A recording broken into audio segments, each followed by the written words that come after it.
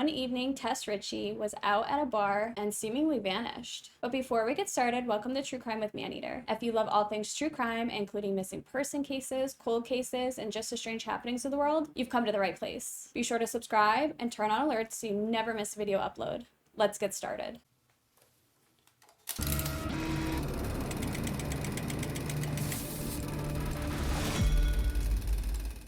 Tess Ritchie was the youngest in a family of 5 girls. Tess was raised in North Bay before moving to Toronto at the age of 19. Tess's sister, Verena, would go on to say that Tess loved animals, especially her dog, her family, and just her life in general. Tess worked as a server, but her lifelong dream was to become a flight attendant, and she had been taking steps to do so. She completed her flight attendant course and was applying for jobs. But on November 23rd, 2017, Tess Ritchie went through a very emotional breakup with her boyfriend Julian. So she called her big sister Rachel, who was 8 years older than Tess, for some support. Rachel would later say that Tess was her soulmate. She just loved her so much. They were best friends and they just did everything together. On November 24th, Rachel and Tess would spend most of the day at Rachel's home in Toronto. They did some shopping and visited the dog park and just talked about the breakup and how Tess was doing. Rachel would eventually make some dinner for Tess and tried to coax her to eat because obviously she was in a very emotional state. She wasn't feeling like eating. She was just very deeply upset. But instead of staying in that night and being miserable, Tess decided that she was going to go and meet an old friend.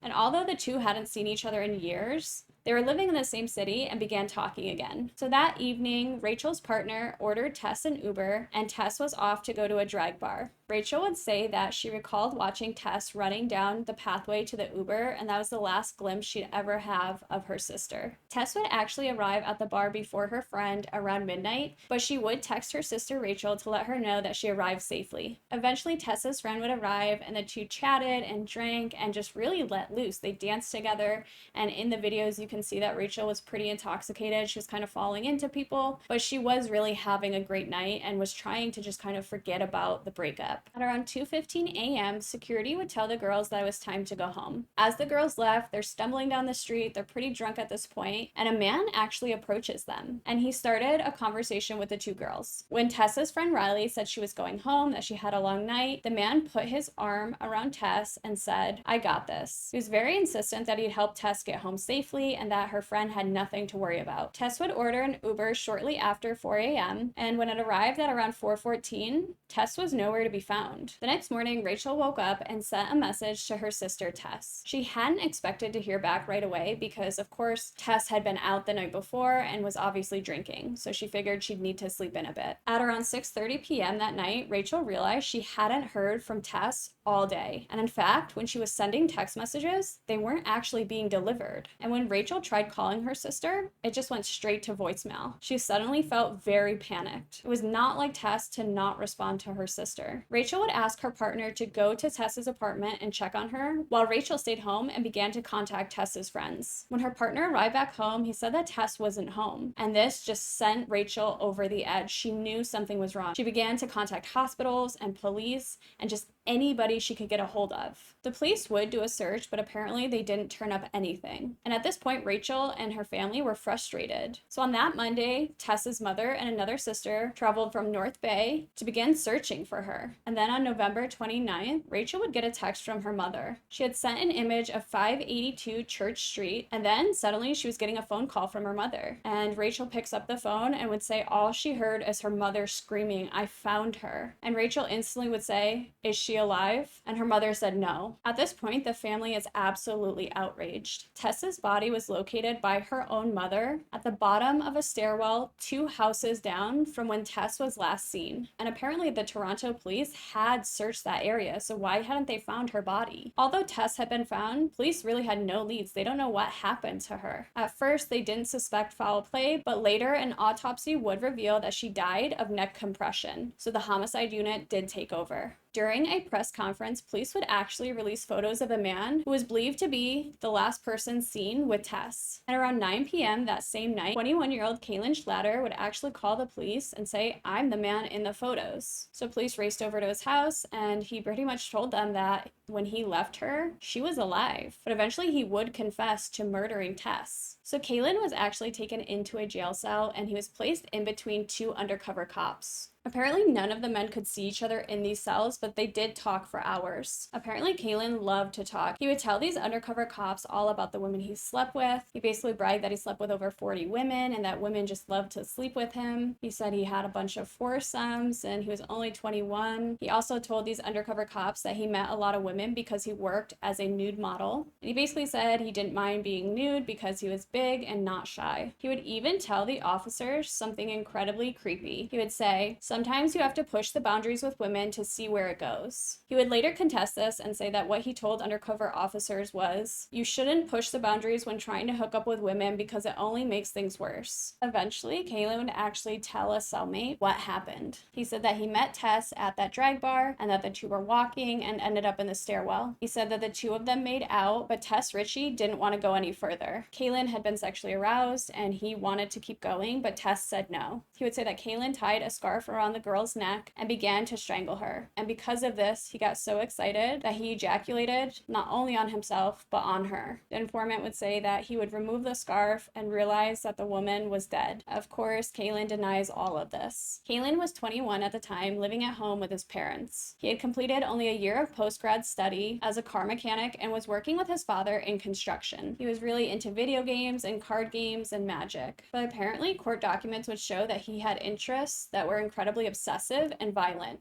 He was very interested in violent pornography that featured non-consensual sex and images of choking. He had told an undercover cop that he liked to go to gay bars to find women to sleep with because gay bars were full of women. But Kalen was apparently bisexual, so he did frequent those bars to obviously hook up with men as well. While in the club, you can actually see footage of Tess obviously just enjoying her night, but also you can see Kalen just kind of lurking around. He does almost bump into her a few times. He's kind of always in close proximity to her. Eventually, his DNA would come back as a perfect match to the DNA found on Tess and the saliva on her bra. He was charged with first-degree murder and sentenced to life in prison. Unfortunately, a young woman was taken by a man who just couldn't take no for an answer, and she would be greatly missed by all that knew and loved her. But that's it for today, guys. If you like this video or any other video on my channel, be sure to subscribe and turn on alerts so you never miss a video upload. If you have a suggestion for a case, pop it in the comments below and I'll get to as many of them as possible. See you next time.